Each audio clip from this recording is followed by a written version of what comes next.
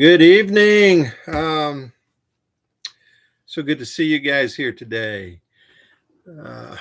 This evening, I guess.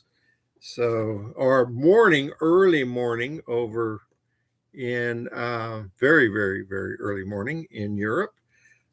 So glad to see all you guys here today. And let's see, we have Christopher, Chris and Crystal. Great to see you. Thomas, or Seth, sorry about that. Amanda, Hepzibah, Leah, and Smuel. So good to see you guys. I am trying to get my mouse working here. And Dana, and my wife, my wife is on here with me, Shoshana. So tonight, this is our second, and our next steps is on things that we need. And what we're going to talk about in specific here is many of you are all you guys are either you've converted, you may have almost everything I'm going to talk about tonight. Some of you are on your journey there. So we're going to talk about the things in your journey to live the life of a Jew that you will need as a Jew. They're just basic things.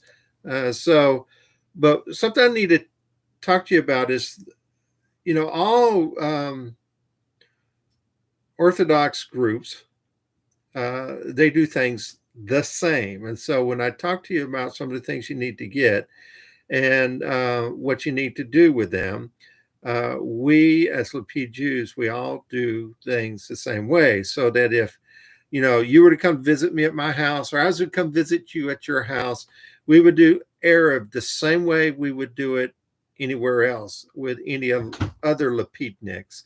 If we pray together at your place, we would do it like we all pray everywhere as Lapid Jews. It's not that we're that vastly different from other Orthodox groups, but Chabad does it different than Aish, does it different than Breslev, does it different than these groups. They all do some things different, but in their group, they all do it the same. So we're going to start out. What's the first thing you should get as a Lapid Jew? Can you put it in a comment? What's the very first thing you should get as a Lapid Jew? Anybody?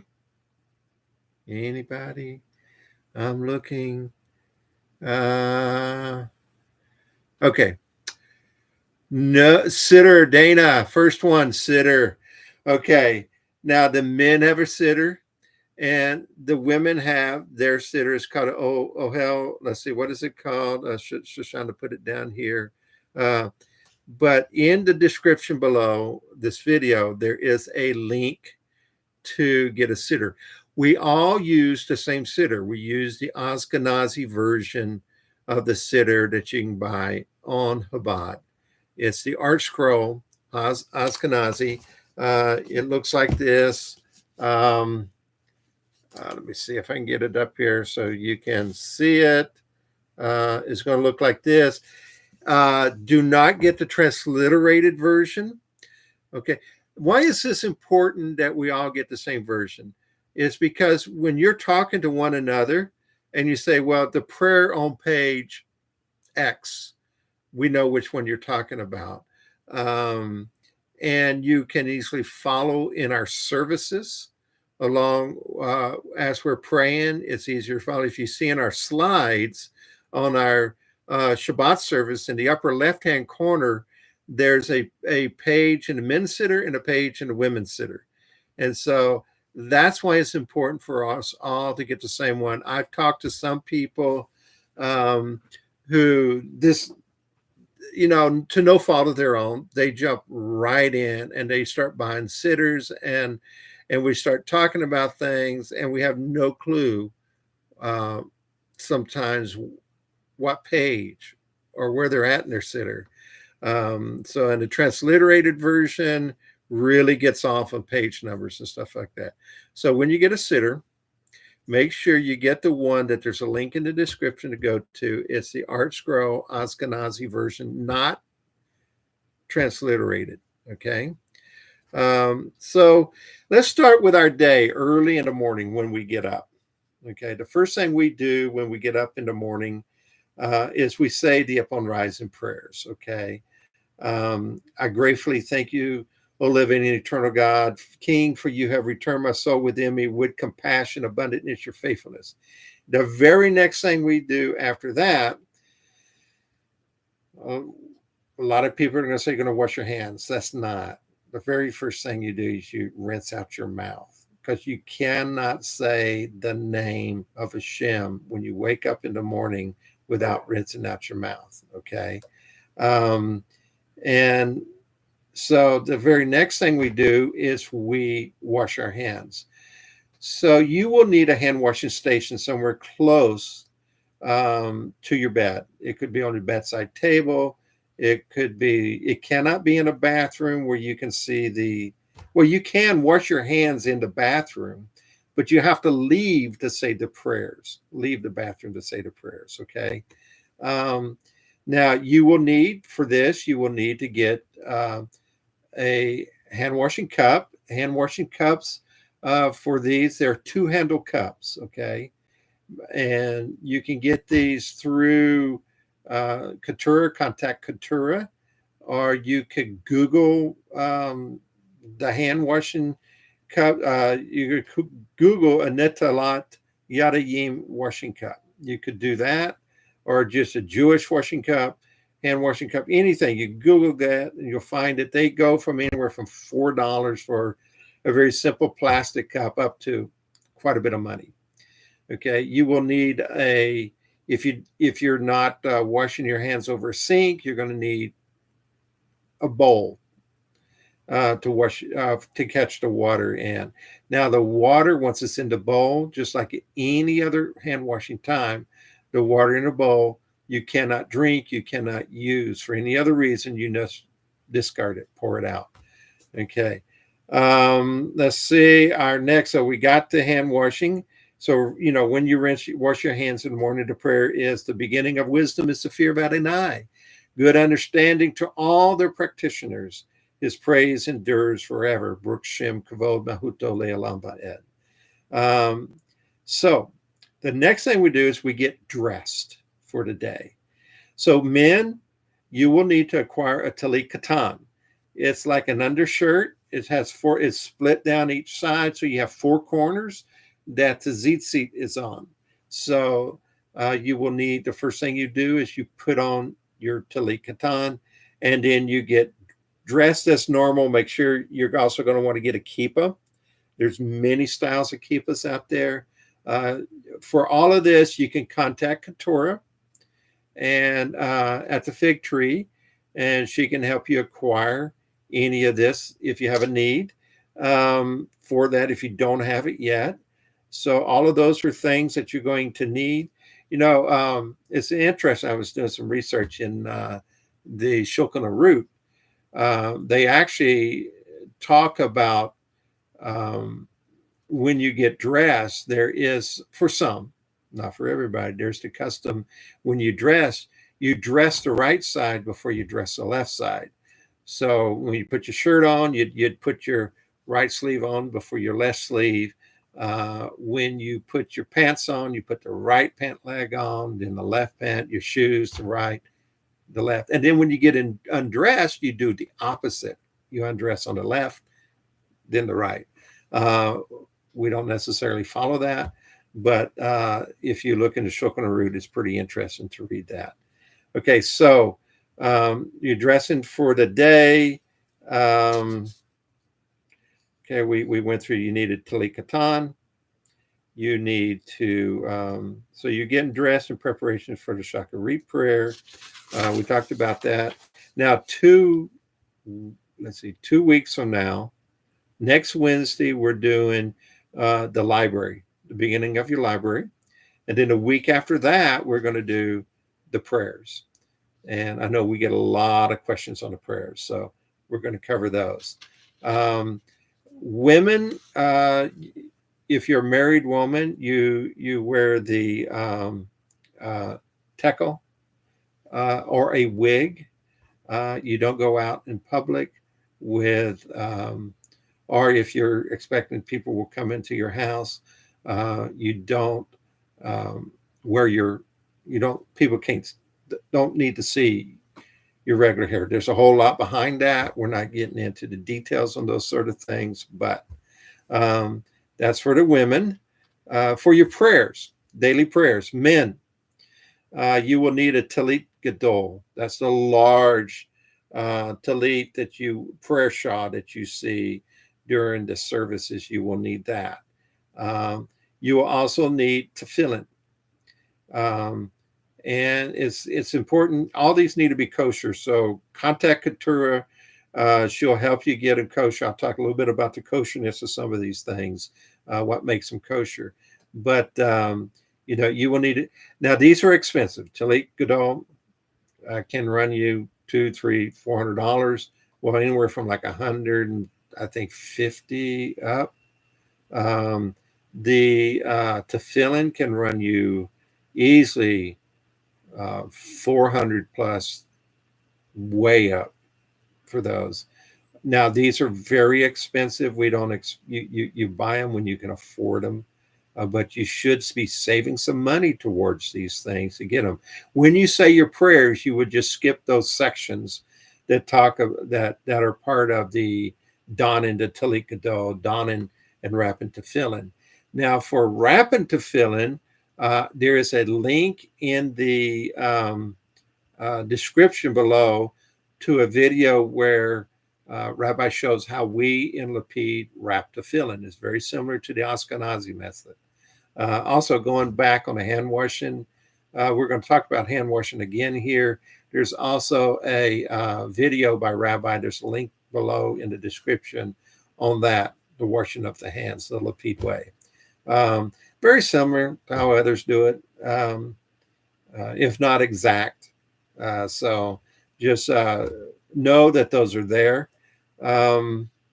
What makes tefillin and the Tallit Gadol kosher? It's very important you get a kosher set. When you go up to Amazon, you can do a search. There's no guarantee that these are kosher. Okay, you got to verify they're kosher. The best way is to reach out to Keturah. She knows how to get you a kosher set. What makes the Tallit Gadol the kosher set is how they tie. Number two, you have the prayer across the brim. You also have the way they tie the tzitzit. There's a very specific way of tying the tzitzit. And they're a little different between Ashkenazi and Sephardic, but not much. Okay. So the tefillin, what makes a tefillin kosher? And what makes it tefillin? It's the scrolls that are put into the boxes. Like we talk about the ark. The ark is just a box without the Torah. Without the Torah. It's just a box. And the Torah is what makes it the ark. And the same thing with the tefillin. It is the scrolls that are inside there that make them kosher. Now, you can buy tefillin with scrolls in them, but they're not kosher because they were not done by a sefer. A sefer would be a scribe that writes these things, and it takes time to write them, and that's probably one of the more expensive parts of the tefillin is that. Okay, so we covered okay, so you get up, you say your shacharit. We covered what you need for your shacharit. You got your minka, you got your mariv. You don't need anything special for that. You got the bet hashma. You don't need anything special for that. We'll get into these prayers in a couple weeks. So let me see what else we need here. Yeah, we will get into the prayers in a couple of weeks. Okay. So the next thing is hand washing station. Okay. Every time you go to the bathroom, you wash your hands. You can have a hand washing cup in there where you can wash your hands over the sink, but you have to leave the bathroom in order to say the prayers. Some people just put a bowl and a cup outside the bathroom for such prayers. So you will need you can have a hand washing station. The cup is designated, though. I want to make this sure. You don't just use the cup for everyday washing of your hands. It's when you're going to wash and you're going to pray. Okay, like when you get up in the morning, there's a specific prayer you pray when you wash your hands.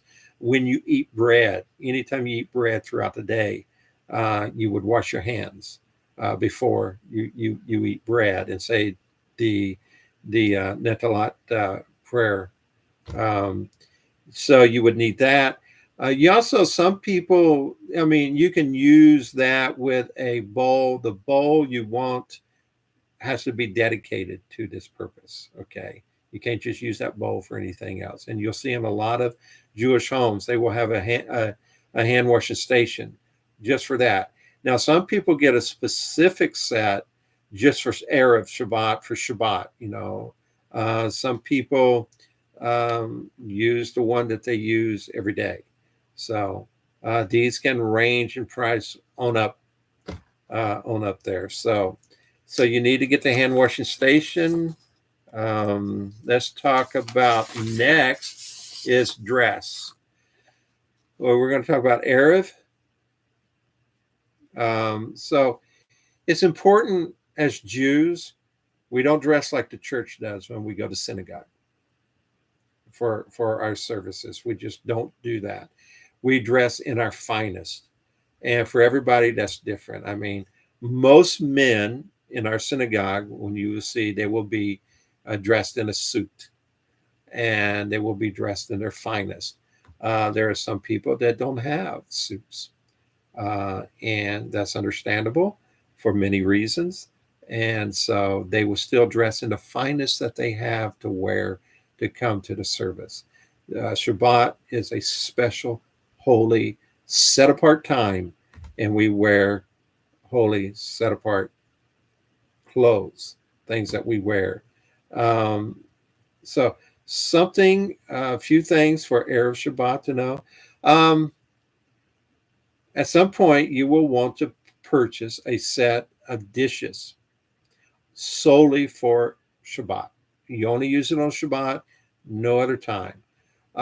You can, if you have, and some people have, or a lot of people have, two sets of dishes, one for meat and one for milk or dairy. Okay, if they're going to have dairy. So like we've had two sets we've had for years. And we haven't gotten new ones in a long time because they're perfectly good for us. And it's the dishes, it's the wine glasses. You don't use a wine glass for Erev that you use regularly during the week. So they're only used on Shabbat. All your glasses, your utensils, only for Shabbat. So as time goes on, you will begin to collect these things as you can afford to do so. So the next thing for Erev, what's the thing that we need to start Erev with? Anybody know? What do we start off Erev with? What do we need to get? I'm looking in the comments. Erev. We start our Erev. We start Shabbat off. It sets it apart. Candles. Yes, Sergio. Yes, the candles. You need to get candles, candlestick holders. You only use these for the candlestick holders only for lighting Shabbat, for lighting the candles on Shabbat. So you will need to get those. The prayer is in your siddurs. Women, the prayer for this is women is on page 279 and men on 297. If you're a single man, you light candles. If you're married, it's the woman that likes the candles. And so the woman brings in the Kedusha of Shabbat by lighting the candles. Another thing you will need, and I didn't bring, Shoshana, are you in the house? Can you bring me the simmer rope, please? Is she in the house? I think she was down watering the garden. I see her online. So, okay. You will need the family Zimmerot.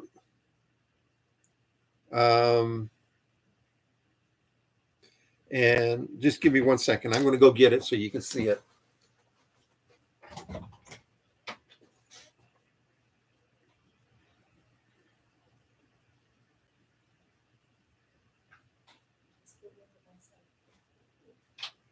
Okay, this is your family Zimmerot. It's kind of, let me see if I can get it to where it's very, anyway, it's similar to this. There's a link that you can get them. I think they're around $4 a piece or something like that. You can get it in the description below. There's a link to get this, or you can call Keturah and order one through her. We use this. We all use this. We all follow it the same and do it the same way. And we will get into this at a later date, going through the Arab prayers. So that will be important for you to get. Wherever we go, if I go and visit you in your home, this is what we will pray. We'll pray this. So this is important. Let's see. We've gone through those. For going back to the lights, there's many things you can do. We actually have, you can get oil lamps. You don't necessarily have to have candles. You can use oil lamps. We have for ourselves, we went down to, I think, like a Dollar General or something, and got really cheap, these tall glass chimney glasses that we put over our candles, so we can put our fans on in the house and it won't blow them out. So just some things to do. Lighting candles, I told you about that. The Erev Shabbat meal, I told you about this. For Havdalah, the end of Shabbat, you will want to get you a Havdalah set. The Havdalah set comes with a cup to hold your come on, help me out with my word here, to help you with the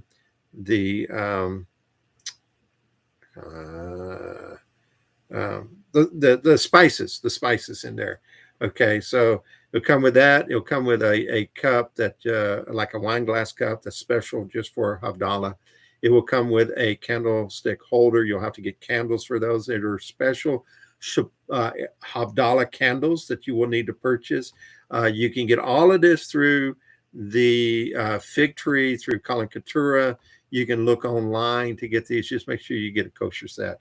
They, again, can range in prices from $30, $40 up to hundreds of dollars. So you will want to make sure you get the Havdalah set. The prayers are in this. Now, there is also a song that a lot of us go along with that we play, and there's a link to the Havdalah song in the description that we love just to sing along with it as we're doing the candle lighting, the smelling of the incense, and such as that. Now, you will oftentimes, people will have a candle on the side, an additional candle, and they will either take a matchstick or something like that, and they will take some of the flame up from the Havdalah center at the end before they put the flame out, the Havdalah. They'll put light the match and then light the other candle to bring the light of Shabbat into the week ahead. So those are all things that you will need. There's links below. Last, Mezuzah. You will need a Mezuzah. Okay. And you can, first of all, you should buy a Mezuzah for your front door and your back door. Very first of all. Okay. And then you will want it on every door in your house except for bathroom doors and I think utility room doors. You don't really put on those, but we have one on the office. They go on your bedroom doors, front and back door. we have we have like 5 acres, and so we have a gate that comes into our property, and I have actually put a post on that, and I have a mezuzah there. Okay, it says on the gates and your doors when you read the prayers, and so we do that. Very important. So, what makes a mezuzah? A mezuzah, the scroll that's inside. Without the scroll, it's not a mezuzah. As we said, the ark is just a box without the Torah. And so that's what makes that. Once again, it has to be a kosher scroll written by a sefer. Okay. It's not just by anybody. You cannot write it. It has to be written by a sefer. And that's what makes it a mezuzah. And so you can start, I suggest you start off getting 2, put on your front door, your back door. A lot of people, if they're in an apartment, they have a balcony, they'll put it on, try to affix it to somewhere on the balcony door. So those are, and there's prayers that go along with that. They're in your siddur. There's prayers that go along with attaching the mezuzah to your door. There's actually, and I didn't put this in the description, there was a video with Rabbi affixed the mezuzah to Matyahu and Moriah, their door when they moved into their apartment.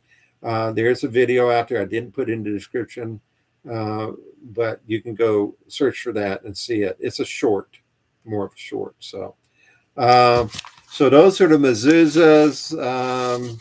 Everything is in the description below.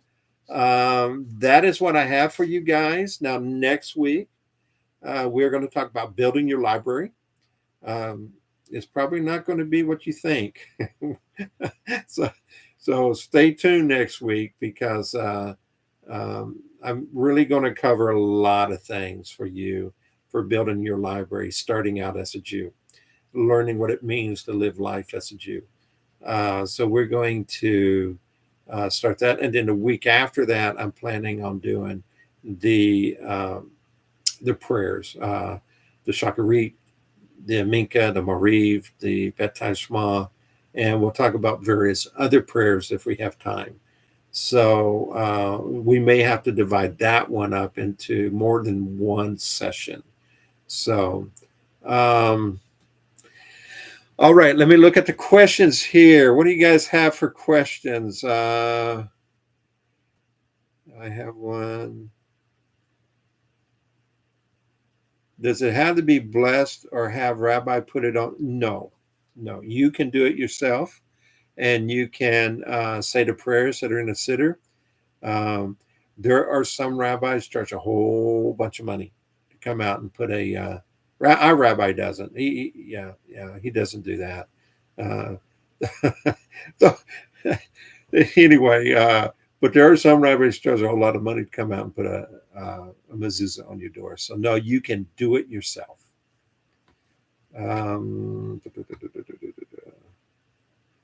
We go back up and see, are there any other questions? What page is morning prayers and siddur? We will cover that in 2 weeks, very specifically. There's a lot that's going to go, especially in the Shacharit. We're going to talk a lot about that. So actually, for those prayers, it's there's a heading up on each page that says Shacharit on there. So okay, any other? Let's see. From what page to what page in the morning prayers? Okay.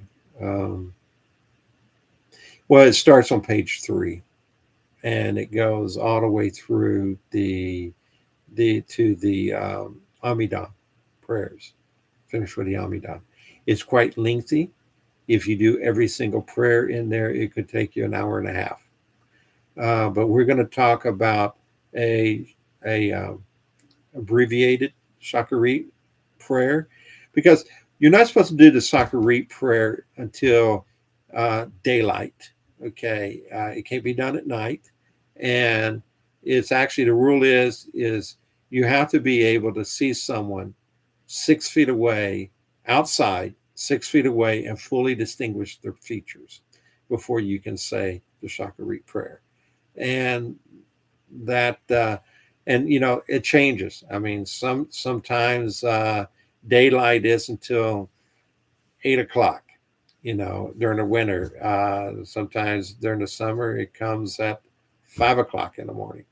And so throughout the year, it changes. And a lot of you got to be to work. You're on the road at 5 o'clock in the morning to get to work. And so what do you do in that? We're going to cover that. We will cover that.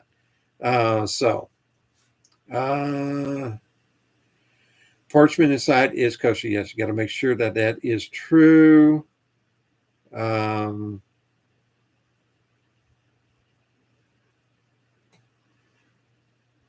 Okay. Any door frame. Sorry, you may want to talk about fixing the mezuzah, how it slants. Okay, yeah. When you fix the mezuzah to your door, Shoshana just told me to tell you guys how. It's like 2/3 way up from the floor on the right side as you're going in. Okay, so if you open your door inwards, it's going to be the right hand side. Okay, as you're going in to the room, and it's about 3/4 of the way up, or 3/4 of the way up the door frame, and it's slanted slightly, probably I say not 15 to 45 degree angle. It can be slanted. I don't know exactly the slant, but it's at a slant, the bottom towards you as you're going in the door. So any door in the house except for bathroom doors and the utility room door. So, or like we have a pantry door, it wouldn't be on that because there is really no door to go in the pantry in ours. So, could you put in the link to the video, Rabbi? I will do that. I think I can edit it and do that. Being in an RV, there's nowhere to fix the mezuzah on the sliding door between the kitchen and the toy hauler area. The metal frame and the door take up the entire. You can glue it on. You get some of the strips. If you have an area that you can do, you get the strips. You put your pictures on now. You can use those for a fix. You don't have to nail it on. You don't have to screw it on. You can do that. But if there's nowhere to put one, that's okay. It's fine. Corridors, we don't do that, but I have heard of some Jews doing it. So, yeah, it is not a requirement to put on your car doors. It's for your house, your gates, and the doors. Okay, for your house. Okay. Any other questions? Okay. Are you guys enjoying these classes?